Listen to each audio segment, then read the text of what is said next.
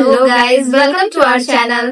तो दोस्तों, आज की जो कहानी है वो है राजस्थान की एक भूतिया हवेली की। यह घटना साल 1975 की है। राजस्थान के गांव में एक पुरानी हवेली थी। गांव वाले कहते थे कि रात के समय वहां से अजीब सी चीखने और चिल्लाने की आवाजें आती हैं। कोई भी उस हवेली के पास जाने की हिम्मत नहीं करता था। लेकिन आयुष नाम का एक इंडियन फिल्म मेकर वहाँ एक डॉक्यूमेंट्री बनाने के लिए पहुँचता है। वह कहता है ये सब एक अंधविश्वास है, हमें बस एक असली डर चाहिए, उसके बाद हमारी फिल्म सुपरहिट हो जाएगी।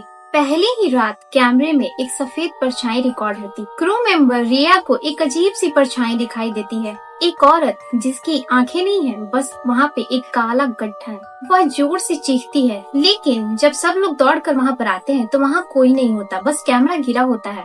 लेकिन उस कैमरे में वह औरत साफ साफ दिखाई देती। एक गाँव का बुजुर्ग उन्हें रोकता है और बोलता है, यह जगह श्रापित है, यहाँ लेडी एलेना की आत्मा भटकती है। सदी पहले लेडी एलेना के पति ने उसे उस दीवार में चुनवा दिया था। उसकी आत्मा अब भी उससे बदला लेना चाहती है। लेकिन असलियत यह थी कि एलेना निर्दोष नहीं थी, कहानी अधूरी थी। वह काले जादू की साधना करती थी और अपने पति के आत्मा को उस हवेली में बांधना चाहती थी। लेकिन उसके पति ने खुद को बचाने के लिए एलेना को मार दिया था। यह सुन क्रू मेंबर्स काफी ज्यादा डर जाते हैं। अब धीरे धीरे क्रू मेंबर के एक एक सदस्य मरने लगते हैं। एक क्रू मेंबर की आंखों से खून बहने लगता है और वह सीढ़ियों पर से गिर के मर जाता है। दूसरी क्रू मेंबर जो एक लड़की थी, उसे रात में अजीब अजीब सी आवाजें सुनाई देती हैं, जैसे कि दीवारों में से कोई बोल रहा हो, मुझे दीवार से बाहर निकालो। और अगली सुबह उसकी विलास दीवार पर टंगी मिलती है। आयुष और रिया अब अकेले बचे हुए। रिया को हवेली की लाइब्रेरी से एक डायरी मिलती है। उसमें लिखा होता है, जो मुझे मुक्त करेगा वही मेरे हवेली का उत्तराधिकारी होगा। रिया हैरान हो जाती है क्योंकि डायरी के अंत में एक साइन था, एलेना ब्लैकवुड, और फोटो में वही औरत होती है, लेकिन उसका चेहरा बिल्कुल रिया के जैसा था। रिया समझ जाती है कि वह लेडी एलेना की वंशज है और असली कारण यह है कि उस हवेली ने उसे चुना है।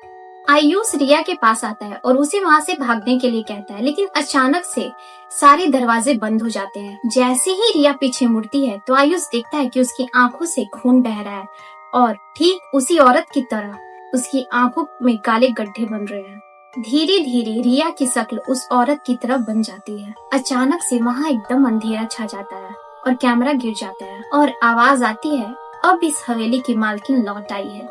तो दोस्तों, आपको ये कहानी कैसी लगी, और अगर आपको इसका पार्ट 2 चाहिए तो हमें कमेंट सेक्शन में जरूर बताना। और दोस्तों, अगर आपको ये वीडियो अच्छी लगी हो तो लाइक शेयर एंड सब्सक्राइब करें। Thanks for watching.